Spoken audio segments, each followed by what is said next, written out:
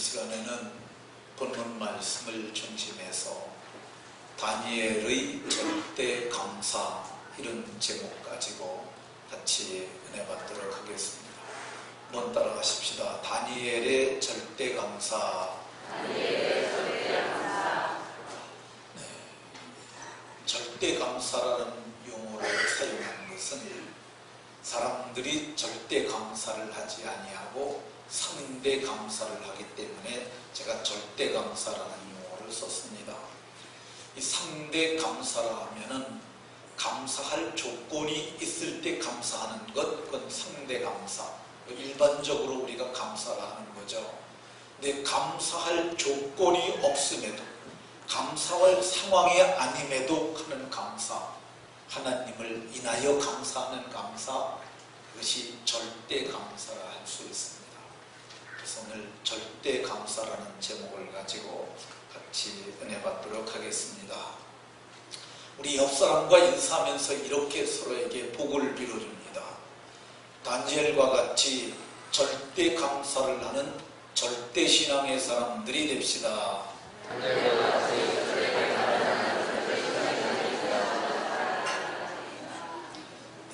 다니엘과 같이 절대 감사를 하실 수 있는 절대 신앙을 가진 분들이 다 되시길 예수님 이름으로 축원합니다. 우리는 지지난주에 구원받은 사람이라는 제목을 가지고 같이 말씀의 은혜를 받았습니다. 우리가 구원받은 것은 우리의 행위로 말미암은 것이 아니라는 걸 말씀을 드렸습니다.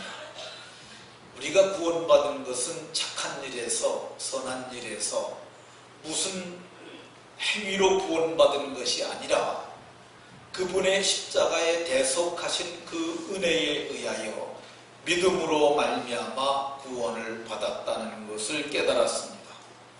그러면 우리가 구원을 받았다고 그랬는데 뭐가 구원을 받은 거냐? 베드로 사도께서 이 부분에 대해서 정확하게 말을 했는데, 우리가 구원받은 것은 믿음의 결국 곧 영혼의 구원을 받음이라. 그러니까 우리가 구원받았다는 말은 영혼이 구원받았다는 겁니다. 영혼이 구원받았다는 말은 육체는 아직 구원받지 못했다는 말입니다. 그러면 우리가 아직 육체가 구원받지 못했으면 이 구원이 불확실하냐? 아니라고 말합니다.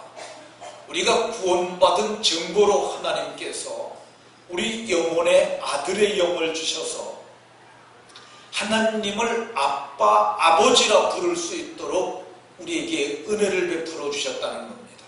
뿐만 아닙니다. 하나님이 친히 우리의 아버지가 되셔서 자식이 아버지를 닮는 것이 마땅하기 때문에 아버지의 성품, 곧 신의 성품에 참여하는 신성한 하나님의 자녀들이 되었다고 말을 하고요. 우리가 영혼의 구원을 받아서 하나님이 영생하시는 하나님인 것처럼 우리도 영생할 수 있는 영생의 존재가 되었고요. 뿐만 아니라 그 증거로 하나님께서는 하나님 나라에 있는 생명책 천국의 오족에다 우리의 이름을 농명하셨고, 우리가 지상에 살지만 하나님 나라를 유업하러 받을 것을 기대하며 하늘의 시민권을 가졌다고 고백하며 오늘 살기에 은혜를 베풀어 주셨는 줄로 믿으시기 바랍니다. 뿐만 아닙니다. 우리의 마음도 변하고 생각도 변했어요. 전에는 내 뜻대로 살았는데 이제는 예수님의 마음을 마음에 품고 살고요. 우리는 과거에는 인본주의적 사고를 갖고 있었는데 이제는 지식에까지 새롭게 하심을 받아 전 인격적 존재가 새롭게 되었고, 우리의 구원을 확실하게 하시기 위해서 우리 마음에 성령을 주셨는데, 성경은 성령이 우리의 보증인이 되셔서 마지막 하나님 앞에 섰을 때 그분이 우리의 보증이 되실 것이며, 하나님께서 우리를 자기의 것이라는 도장, 곧 인을 치셨다고 이렇게 얘기를 합니다. 구원은 이렇게 너무너무 확실함에도 불구하고 아직 우리는 육체의 구원을 받지 못했어요. 그러니까 이미 구원을 받았지만 아직 구원을 받지 못했습니다. 그래서 영혼은 기뻐 뛰며 주를 찬양하고 영혼은 날마다 새롭지만은 이 육체, 곧 장막집은 피곤하기도 하고 고단하기도 하고 늙어가기도 하고 그리고 병들기도 합니다. 우리가 그러나 이것이 끝이 아닙니다. 마지막 날에 우리가 아들의 음성을 들을 때가 오는데, 천지를 창조하셨던 그 하나님의 아들의 음성을 들을 때가 오는데, 그때 죽은 자들이 살아날 것이며 지상에 죽지 아니한 자들은 몸의 변화를 입게 되는데, 그게 그리스도의 영광의 몸의 형체와 같이 변케 하시리라고 이렇게 얘기를 해요. 영광의 몸의 형체와 같이 변하여 하는 이유가 뭐냐면, 그래야 우리가 온전한 전인적 구원이 이루어지고요. 이 전인적 구원이 이루어져야 우리가 그분의 나라에 들어가서 살 수 있기 때문입니다. 그래서 바울 사도는 이제 우리가 몸의 구원을 온전히 이룰 때까지 두렵고 떨림으로 너희의 구원을 이루라고 이렇게 얘기를 합니다. 그래서 구원은 이미 받은 완료형임에도 불구하고 아직 구원을 이루지 못한 미완료기도 하고, 그래서 바울 사도는 이 구원은 점진적 진행을 통해서 완성되어 간다고 구원을 이루라 이렇게 말하고 있습니다. 우리가 구원을 이루는 삶을 살아야 했는데 구원을 이루기까지 인생의 위기가 참 많습니다. 왜 그러냐면 마귀가, 그 나쁜 마귀놈이 우리를 삼키려고 애쓰기 때문입니다. 그리고 우리가 육신을 갖고 있기 때문에 이 세상에 사는 동안 이 육신이 구원을 얻는 그날까지 시련을 견디어내야 하기 때문입니다. 우리가 지난주에 출애굽기 15장 살펴봤잖아요. 그들이 참으로 놀라운 구원을 얻습니다. 홍해바다가 갈라지는 그 바다를 육지처럼 좌우에 물이 벽처럼 섰는데 그 가운데 그들이 건넜어요. 그리고 그들을 지배하던 지배 세력들, 바로 황제를 비롯한 바로의 그 수많은 철기군들과 기마부대, 그리고 병거들이 그 홍해바다에 빠져 죽는 것을 봤고, 이스라엘이 바닷가에서 그 대단한 세계 최강의 군대가 죽어있는 것을 그들은 눈으로 똑똑히 보았어요.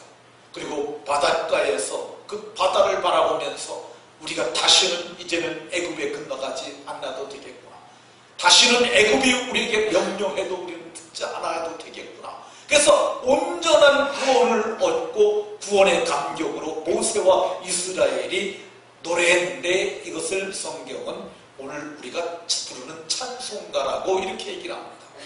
모세와 이스라엘이 감격 가운데 노래를 부른 후에 모세의 누이 미리암이 소고를 들고 나와서 침을 치기자 그랬더니 애굽의 온 여인들이 들어오고 집에서 소리나는 모든 기구를 들고 나와서 밤새도록 춤을 췄어요.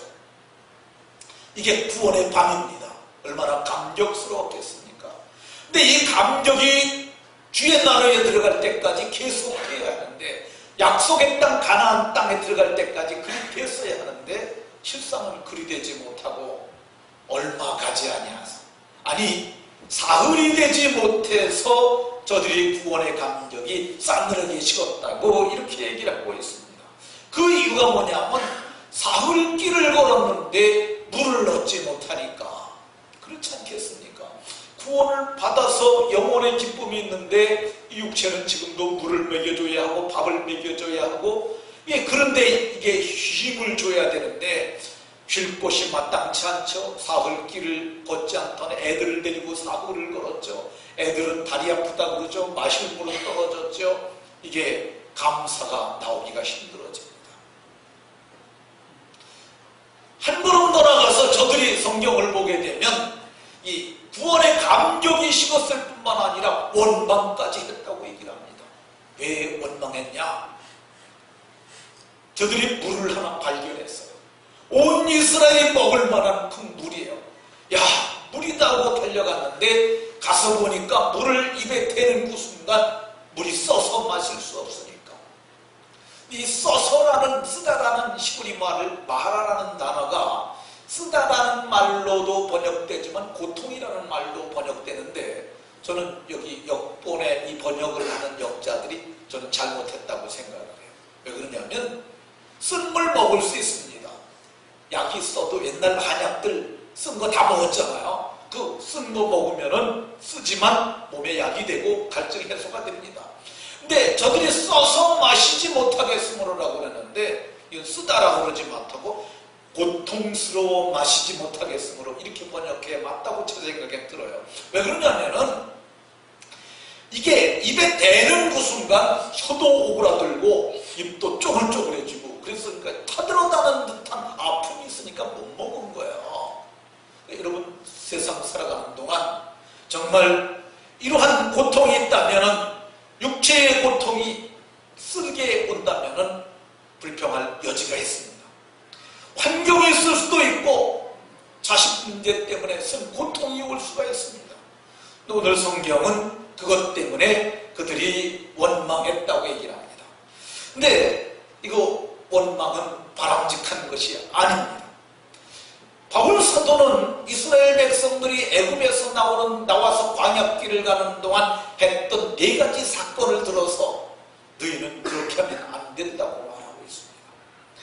고린도전서 10장에 보면은 그들이 모세에게 속하여 구름과 바다에서 다 세례를 받았고 세례받은 우리와 같이 세례받은 사람들이라는 거죠. 저들이 다 신령한 음식을 먹으며 신령한 음식은 하늘에서 내린 만나를 먹었습니다. 그럼에도 불구하고 저들이 하나님이 기뻐하지 아니하는 짓을 했으므로 저들이 광야에서 멸망을 받았다고 얘기합니다. 그러므로 너희는 저들과 같이 하지 말라. 첫 번째, 저들이 우상 숭배가 했는데 너희는 우상 숭배하는 자가 되지 말라. 바울 사도는 저들이 음행하다가 하루에 23,000명이나 죽었으니 너희는 음행하지 마라. 음행이라는 말은 집 밖을 벗어나서 행하는 음탕한 짓들을 갖다 음행이라고 합니다. 그러니까 예수 믿는 사람들, 요즘 여자들도 많이 음행하고 남자들도 하는데 성경은 이거 하지 말라고 얘기를 합니다. 바울 사도는 저들의 주를 하다가 뱀에게 멸망하였으니 너희는 시험하지 말자. 그리고 오늘 우리가 살펴본 대로 저들이 원망하다가 멸망시키는 자에게 멸망하였나니 너희는 저들과 같이 멸망하지 말라 이렇게 말합니다. 원망하지 말아라. 왜 원망하지 말아야 되느냐? 원망은 대책이 아닙니다. 원망은 방법이 아니에요. 원망은 분쟁을 일으키고요. 원망은 사람을 상하게 하고요. 원망은 피차 물고 먹음으로 멸망에 이르는 거기 때문에 하나님이 아주 싫어하는 거기 때문에 원망하면 안 됩니다. 여러분들 살아온 동안 누구의 원망 들었을 때를 한번 생각을 해보세요. 누가 내게 원망을 하는 그 순간 내 안색부터 달라지고요. 머리부터 시작해서 가슴까지 싸늘해집니다. 원망을 듣는 순간. 이게 다 당신 탓이에요. 그 순간 싸늘해져요. 싸늘해져. 그리고 여기서 그를 향한 좋지 않은 감정이 막 터나갑니다. 왜 그러냐면 이 원망의 감정에는 원망의 화살이 들어있기 때문에 이게 아주 안 좋은 겁니다. 그럼 둘이 관계가 악화돼요. 무슨 대책입니까? 아무것도 아니죠. 관계만 깨트리는 거죠. 그러니까 우리는 세상 살아가는 동안 원망은 절대 해서는 안 되는 건 줄로 믿으시기 바랍니다. 아랫사람에게도 원망하면 안 돼요. 야, 이게 다 네 탓이야. 오늘 가서 한번 해보세요. 장난으로라도 한번 해보세요. 시험 삼아 해보세요. 어떤 반응이 일어납니까? 이게 다 어머니 탓이에요. 한번 해보세요. 그러면 그 말 하는 그 순간 관계가 깨어지기 시작합니다. 이 원망을 하면 안 돼요. 그러면 고통스러운 먹을 것이 없고 마실 것이 없는 사흘길을 걸었는데 다리도 아픈데 이럴 때 어떻게 해야 하느냐? 40년 전에 출애굽을 했던 모세는 그들에게 한 방법을 보여줍니다. 그게 뭐냐? 부르짖는 것이죠. 그러니까 아무도 부르짖지 않는데 모세 혼자 부르짖는 거야. 이게 쪽팔리는 겁니다. 그렇잖아요. 다른 사람들 다 품격이 있는데 혼자 살려주세요. 이게 얼마나 참 그렇습니까? 근데 이거를 할 줄 아는 사람이 신앙에 성숙한 사람이에요. 저는 지금도 기억하는 게 하나 있는데요. 우리가 기독교 전례 100주년 기념 행사 때 지금은 하늘에 가신 옥한 목사님이 말씀을 전했어요. 우리 교회가 여기서 상암 월드컵 경기장에 거기 가가지고 거기 참여해서 함께 그때 기도에 참석을 했어요. 근데 그분이 설교했던 제목이 뭐냐면 주여 살려주시옵소서. 지금도 제가 그분의 목소리를 잊지 못해요. 주여 살려주시옵소서. 그 많은 회중들 앞에서 그렇게 한 거예요. 근데 우리를 민족을 살려달라고 거기서 절규에 가까운 그런 기도를 하고 그런 말씀을 전했어요. 이게 탁월한 겁니다. 탁월한 사람이 할 수 있는 거예요. 여러분들은 부르짖는 것을 부끄러워 생각하면 안 됩니다. 이 바다를 가르신 하나님, 홍해를 마르게 하신 하나님, 애굽을 심판하신 그 하나님이 들으실 수 있는 줄로 믿고 위경을 만났을 때 부르짖어 난제를 해결하는 복이 모두에게 있으시기를 예수 이름으로 축원합니다. 근데 한 걸음 더 나가서 부르짖는 것보다 더 탁월한 방법이 하나 있는데 그게 감사하는 거예요. 이 감사하는 가르침을 예수님 오신 이후에 성령 받은 사도들이 그걸 발견했어요. 바울 사도가 빌립보 교회에 편지하면서 너희가 세상 살면서 염려할 일 많이 생기지 않지 않느냐? 그래도 염려하지 말아라. 여러분들이 성경을 보면서 염려하라는 말이 있나 찾아보세요. 염려하라는 말 없습니다. 그러니까 아무것도 염려하지 말고 다만 모든 일에 기도와 간구로 너희 구할 것을 하나님께 아뢰라. 하나님께 아뢰는데 감사함으로 아뢰라. 감사하라는 거예요. 그리하면 지각에 뛰어나신 하나님의 평강이 너희 마음과 생각을 지킬 수 있다는 거예요. 이게 신약에서 얘기하는 난제 해결의 아주 비법이고 이게 신앙생활을 하는 사람들의 그 믿음의 방법입니다. 그런데 이거를 이미 600년 전에 예수님 오시기 600년 전에 그 법을 깨달은 사람이 있어요. 그리고 그렇게 한 사람이 있는데 그게 바로 다니엘입니다. 이 다니엘은 600년 전에 바벨론의 포로로 잡혀간 포로예요. 근데 그가 성경을 보게 되면 참으로 감사할 수 있는 조건이 아니고 감사할 수 없는 상황임에도 불구하고 성경에 보면 감사했다고 얘기를 합니다. 제가 그 정황을 좀 말씀드리도록 하겠습니다. 이 바벨론 왕조가 자꾸 바뀝니다. 그리고 다리오라는 사람이 이 메데와 파사를 62세대 동안에 나라를 넣었습니다. 그리고 나라를 120도로 다 나눈 후에 120도의 고관을 세웠는데 그들이 도배, 우리 식으로 얘기하면 도지사 120명을 세우는 거죠. 대단한 제국입니다. 그리고 그 위에 총리 셋을 두었는데 그 중에서 누구에게 이 모든 걸 맡길까 생각하다 다니엘은 마음이 민첩하고 그리고 그는 생각이 탁월하고 경륜이 많으니까 다니엘에게 나라를 총리하게 했어요. 근데 이 다니엘이 어떤 사람이냐면 그 본토 사람들 보기에는 다니엘이 하잘것없는 신분입니다. 왜 그러냐면 바벨론의 포로로 잡혀온 사람이니까 포로는 원래 노예예요. 그러니까 이 보잘것없는 노예 밑에 그가 들어가서 일을 하려니까 이게 자존감에 상처가 난 거죠. 저딴 놈 밑에 가서 우리가 일을 해야 되나. 근데 이 다니엘은 어떤 사람이었느냐면요. 다니엘은 환관이에요, 환관. 다니엘서 1장을 읽보면은 환관장 아스고나스기에 소속이 됩니다.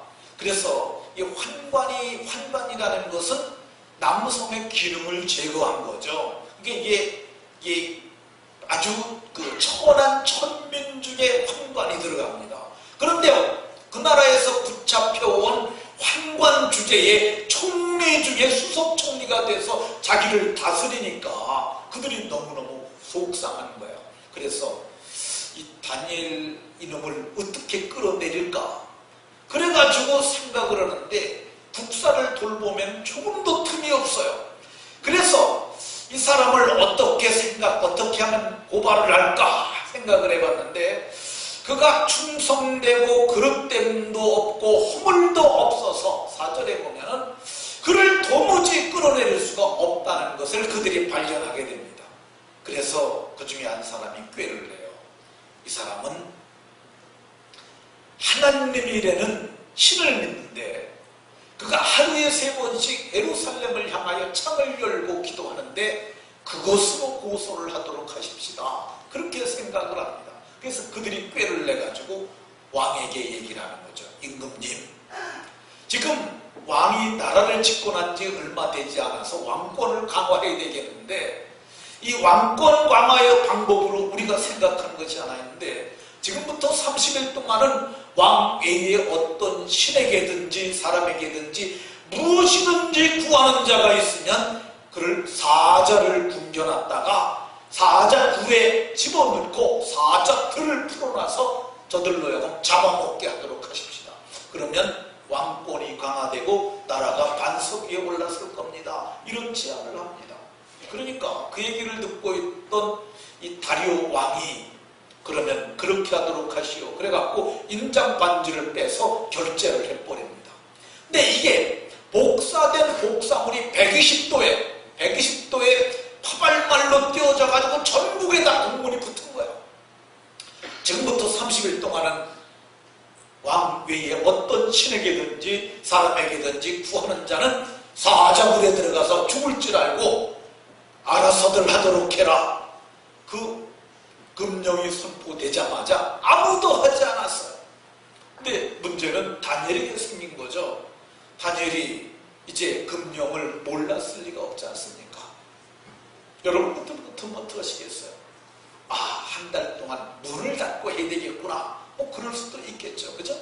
아니면 한 달 동안만 누워서 내 방에서 잠자기 전에 하자. 뭐 그렇게 할 수도 있겠죠. 근데 다니엘은 그렇게 하지 아니하고 꾀를 내지 아니하고 전에 하던 대로, 성경을 보게 되면 10절에 전에 하던 대로 예루살렘을 향하여 창을 열고 하루 3번씩 무릎을 꿇고 기도하며 그의 하나님께 감사하였더라. 이렇게 성경 얘기를 합니다. 다니엘이 이렇게 하면 어떤 일이 일어날 줄 몰랐을까요? 그는 알고 있었어요. 만약에 내가 이거를 하면 우선 내가 총리직에서 총리직을 잃게 될 것이고, 내가 죄인으로 신분이 내려갈 것이고, 나는 저들에게 끌려갈 것이고, 마침내 사자굴에 던져지게 되면 사자들의 밥이 되리라. 그걸 알매도 불구하고 그런 성경에 보면은 하나님께 감사하였더라 이렇게 말합니다. 감사할 수 없는 상황에서 하나님 앞에 감사하였다고 얘기를 합니다. 근데 감사 기도를 하자마자 어떤 일이 일어났습니까? 지켜보던 눈들이 있었죠. 오늘 같으면은 뭐 동영상으로 딱 찍어가 꼼짝 마라 할 텐데 그렇게 하지 아니하고, 그때는 증인들을 여러 명 세워가지고 가서 다 본 사람들이 그리고 증언을 하고, 그래서 다니엘이 짐승처럼 끌려와서 그가 사자굴에 들어갈 지경에 빠졌습니다. 그 얘기를 듣고 있던 다리오 왕이 아차 깨닫습니다. 이놈들이 이거 다니엘 잡으려고 만든 다니엘법이구나. 오늘날에도 그런 법 있잖아요. 전두환 전 대통령의 재산만 몰수하려고 전두환법, 그리고 이번에 김영란법이라는 거 입법 계류 중에 있고요. 그리고 뭐 이번에 유병원 씨 재산 뺏으려면 그거 찾아서 그거 보상하려면 유병원법도 좀 손질해야 될 것 같은 얘기가 듭니다. 또 어쨌든 다니엘법이라는 걸 깨달아서 성경을 보면 왕이 그 얘기를 듣자마자 마음을 쓰며 그를 건져내려고 힘을 다하다가 해가 질 때가 이르렀는데 어디로 와서 독촉을 하는 거예요. 임금님, 이러시면 안 됩니다. 이거는 왕이 허락을 한 거고 왕의 어인이 지켰고 메대와 파사에 바꿀 수 없는 금령이 아닙니까? 우리 그대로 하겠습니다. 왕이 하나지도 못하고 있는데 이놈들이 끌어다가 사자굴의 돌문을 열고 거기다 다니엘을 던져 넣어버렸어요. 그리고 불을 막아버렸어요. 그리고 저들이 종이로 다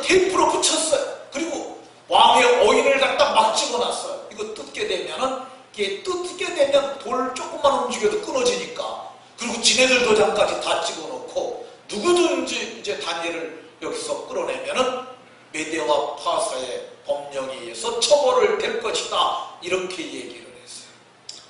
아, 참 다니엘이 큰일 나지 않았습니까?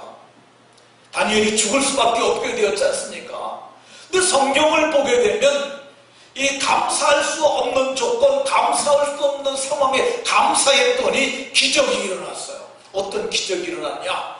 왕이 이 18절에 보면 왕이 밤새도록 금식하고 금식 기도를 했는지 모르지만 어쨌든 금식을 했어요. 아마 그랬을 거예요. 다니엘이 하나님 그를 살려주옵소서. 금식만 하는 것이 아니라 그가 철야를 했어요. 철야. 예, 보면 잠자기를 마다하지 아니하니라 온전한 철야를 하면서 기도를 했어요. 그가 감사했더니 어떤 일이 일어나느냐? 왕이 새벽에 하루가 지났으니까 이미 그는 굴에 들어갔으니까 사자굴에 던져 넣기로 한 거지 사자들이 꼭꼭 씹어 먹을 때까지 그렇게는 허락을 한 게 아니거든요. 사자굴에 집어넣기까지만 하는 거야. 근데 사자굴에 집어넣으면 99%가 죽죠. 근데 그가 다니엘이 하나님을 알기에 그가 굴을 찾아갔어요. 가서 슬픈 기색으로 슬피 소리질러 다니엘에게 묻되 살아계신 하나님의 종 다니엘아, 내가 항상 섬기는 네 하나님이 사자들에게서 능히 너를 구원하셨느냐? 이렇게 물었습니다. 그러니까 우리가 감사할 수 없는 조건, 상황, 그 상황에서 하나님께 감사했더니 왕이 슬퍼하며 새벽부터 그를 찾는 역사가 일어났습니다. 감사할 수 없는 조건, 감사할 수 없는 상황에서 그가 감사했더니 어떤 일이 일어나느냐? 사람들은 아무도 모르는 일이 하나 일어났는데 다들 사자굴에 던져놓고 이제 다니엘의 시대는 끝났다. 그러면서 아마 그들이 폭탄주를 마셨을지도 모릅니다. 그들이 가서 파티를 했을지도 모릅니다. 그런데 사자굴에 던져놓고 다른 사람 볼까봐 얼른 탁 불문 덮고 밀봉하고 그리고 사자들이 한 마리가 아니라 여러 마리 있는 성경이 여러 복수로 나오니까 문을 팍 열어놨어요. 죽었다. 근데 그때 어떤 일이 일어났습니까? 하늘에서 천사가 내려왔어요. 성경은 뭐라고 얘기를 하느냐면요, 하나님이 천사를 보내어 사자들의 입을 봉하였으므로 사자들이 막 달려나와서 다니엘을 상실할 때 하늘에서 번개와 같은 천사들이 내려와 갖고 사자들의 입을 다 붙잡고 있는 거예요. 그러니까 천사들이 와서 이렇게 붙잡으니까 사자들이 먹으려고 그냥 딱 벌렸다가 그냥 꽉 입이 잡힌 거죠. 그래가지고 한 마리도 꼼짝 못하고 밤이 새도록 그들에게 있었어요. 다니엘은 사자들의 입을 보면서 하나님의 능력을 보면서 하나님께 감사하면서 그 밥을 채웠습니다. 감사였더니 일어난 기적이에요. 감사였더니 어떤 일이 일어나느냐? 왕이 그러면 얼른 이 돌을 치우도록 해라. 왕명에서 돌이 치워지고 다니엘을 끌어올려라. 다니엘이 건져 올렸는데 성경을 보면 그가 하나도 상하지 아니하였다고 얘기를 해. 그 몸이 하나도 상하지 아니하고 그가 온전한 구원을 받았어요. 그때 이제 왕이 왕의 권위를 가지고 왕권으로 명령합니다.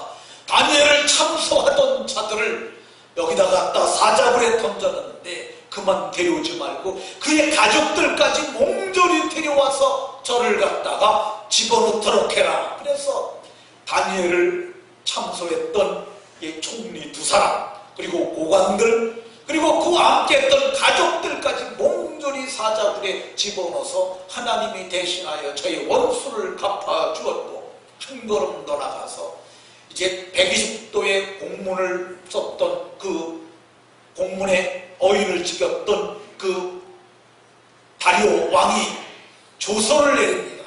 뭐라고 조서를 내리느냐 하면은요, 26절 이하에 보면 내 나라의 관할에 있는 사람들은 다 다니엘이 하나님 앞에서 떨며 두려워할지니 그는 살아계신 하나님이요 영원히 변치 않는 신이시며 그의 나라는 멸망하지 아니할 것이며 그의 권세는 무궁할 것이며 그는 구원도 하시며 건져내시기도 하시며 하늘에서든지 땅에서든지 이적과 기사를 행하시는 이로써 다니엘을 구원하여 사자의 입에서 벗어나게 하였습니다. 다리오 왕은 그 현장을 목도했기 때문에 그는 그것을 120도에 공포하고 다니엘의 하나님이 진짜 살아계신 하나님이라는 하나님의 증거를 나타내게 됐던 것을 봅니다. 감사할 수 없는 사건, 상황, 감사할 수 없는 조건에서 감사했더니 이런 기적이 일어났어요. 성경은 그의 원수들이 몽졸히 멸함을 당했으니까 그 이후부터 성경은 다니엘이 바사 사람 고레스 왕의 시대까지 형통하였더라 이렇게 말하고 있습니다. 그러니까 이게 성경이고 이게 하나님의 능력이고 이게 하나님의 방법입니다. 감사할 수 없는 조건, 감사할 수 없는 상황에도 감사하면은 기적이 일어날 줄로 믿으시기 바랍니다. 이게 환경을 바꾸는 능력 있는 말씀이 바로 이 말씀입니다. 제가 실제 있었던 얘기 하나 하도록 하겠습니다. 제가 아는 목사님이 한 분 계신데 김포 쪽에서 목회를 했어요. 그분이 교회를 개척을 하고 근데 형편이 어려우니까 늘 지하에서만 했어요. 근데 열심히 목회를 해서 40대 중반이 돼가지고 교회를 큰 건물, 교회가 150명 이상이 모이게 돼서 큰 건물 3층을 얻고 그리고 목회를 시작을 했는데 교회가 은혜 가운데 부흥이 됐습니다. 근데 그 교회 성도들이 모두 열심히 신앙생활을 하고 열심히 전도해서 교회가 막 부흥되고 있는데 갑자기 경고장이 하나 날라왔어요. 그게 뭐냐면 건물이 경매가 진행되고 있다는 얘기야. 그 간지 1년 만에 그 일을 당했으니까 얼마나 속상했겠습니까? 그래서 그분이 생각한 게 뭐냐면 욥기서를 생각이 나서 주신 이도 하나님이시오 주신 이도 하나님이시니 하나님 뜻대로 하시되 우리를 좀 살려주십시오. 그렇게 기도를 했어요. 근데 경매 날짜가 1차가 지나가고 2차가 지나가는데 요즘은 임대차 보호법이 있어서 보호를 받는데 그 시대는 교회는 아무 보호를 못 받았어요. 경매 당하면은 그냥 쫓겨나가야 합니다. 참 너무너무 속상하고 마음 상하고 어떻게 하면 될까 대책이 없어요. 근데 어느 날 성경을 읽다가 빌립보서 4장 6절을 읽는 거예요. 아무것도 염려하지 말고 염려하지 말라고 하나님이 그러셨는데 내가 너무 염려했구나. 자기 자신을 그때서 자책을 하고 내가 염려하지 말아야 되겠다. 뒤에 읽어보니까 모든 일에 기도와 간구로 너희 구할 것을 감사함으로 알아라. 그 성경을 보고 그러면 어떻게 기도를 해야지? 경매를 당하는데 감사하다고 그래야 되나? 하나님 경매당하니 감사합니다 이렇게 해야 합니까? 그거 며칠 신음을 하다가 마침내 하나님 경매를 당하게 하시니 감사합니다. 그리고 감사한국 봉투에다 경매를 당하게 하시니 감사합니다. 그걸 써서 냈습니다. 목사님이 지금 이상하다고 성도들도 생각하겠죠. 아니 경매를 당하는데 어떻게 감사할 수 있냐. 근데 목사님이 성경을 얘기를 한 거야. 성경에 이런 말씀이 있습니다. 그러니까 감사하라고 했으니까 우리 감사하는 게 마땅하니까 감사하십시다. 그래서 성경의 말씀이 그렇다니까 목사님도 감사하고 그렇게 하라고 그러니까 감사를 했어요. 근데 4차가 지나갔는데 어떤 여집사가 부동산 하는 여집사가 찾아온 거예요. 목사님 이 4차까지 경매가 안 된 거는요 소문이 나길 우리 교회가 극성스럽다. 그래서 이거 경매당 받아도 안 나갈 것 같아서 경매 안 한대요. 목사님 이참에 우리가 이걸 받아버릴까요?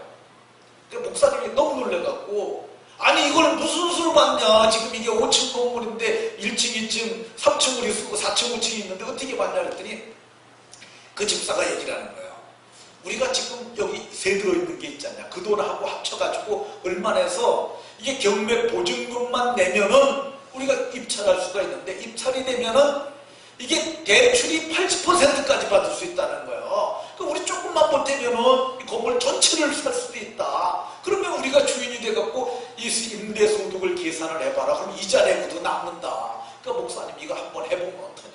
목사님이 대책도 없는데 그 집사가 얘기를 하니까 며칠 고민을 하다가 그 집사가 계산을 분명하게 해주니까 이자가 얼마나 가는데 월세는 그보다 훨씬 더 많이 받으니까 그럼 우리가 주인이 돼서 주인 노릇하고 더 좋지 않냐. 그래서 목사님이 그러면 집사님이 한번 해보도록 해라. 집사님을 했는데 그 여집사 몇 명 데리고 가서 입찰을 해서 그 낙찰을 받아갖고 왔어요. 그렇게 되니까 이게 하루아침에 뭐가 된 겁니까? 상황이 바뀐 거죠. 세입자가 아니라 이제는 집주인이 된 거예요. 그래서 월세 다 받아가지고 하고도 남고 그렇게 됐다고 간증을 하는 얘기를 들었습니다. 그러니까 우리가 감사할 수 없는 상황일지라도 감사하는 것, 이것이 환경을 바꾸는 기술, 그러하라고 저는 생각합니다. 여러분들 그렇게 하시기 바랍니다. 제가 하나님의 선하신 은혜 가운데 우리 권사님들이 기도를 열심히 하셔서 저 위에 땅을 샀습니다. 근데 제가 살 때부터 그랬어요. 그거 사면 안 됩니다. 배우도 배꼽이 더 큽니다. 저걸 어떻게 자꾸 사자고 하십니까? 근데 어쨌든 기도를 세게 하셔가지고 우리 교회에서 그걸 샀습니다. 그다음부터 이자가 나가잖아요. 근데 이자 나갈 때마다 이 가슴이 덜컹덜컹합니다. 근데 제가 이 말씀을 깨달았어요. 그래서 제가 그때마다 뭐라고 그랬냐면 하나님 이자를 많이 내게 하시니 감사합니다. 이자를 내게 하시니 감사합니다. 근데 이게 제가 이걸 감사를 하지 않았다면 제가 쓰러졌을지도 몰라요. 머리카락이 다 빠졌을지도 모릅니다. 근데 지금 제가 머리카락이 멀쩡하거든요.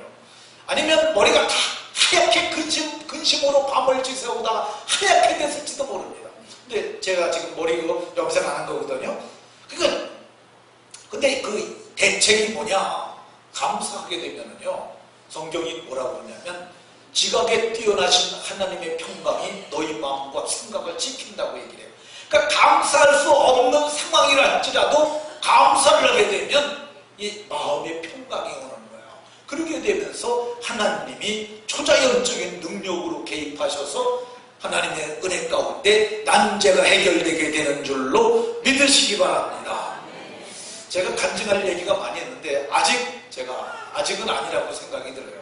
앞으로 한 2년 안에는 제가 하나님께서 하신 일을 제가 간증을 하고 싶은 생각이 있습니다. 말씀을 마치도록 하겠습니다. 절대 감사는 감사할 조건이 있어서 감사하는 것이 아니에요. 구원의 하나님을 인하여 그게 감사의 기초입니다. 흔들릴 수 없고 바뀔 수 없고 빼앗길 수 없는 이 은혜에서 출발하여 모든 것을 감사하는 거예요. 그러면 그 하나님께서 전능하신 능력으로 내 인생에 개입하셔서 환경을 바꾸고 상황을 바꿔서 복이 되게 되실 줄로 믿으시고 모두가 감사함으로 절대 감사를 하는 절대 신앙을 갖는 절대 신자들이 다 되시길 예수님 이름으로 축원합니다. 기도하겠습니다.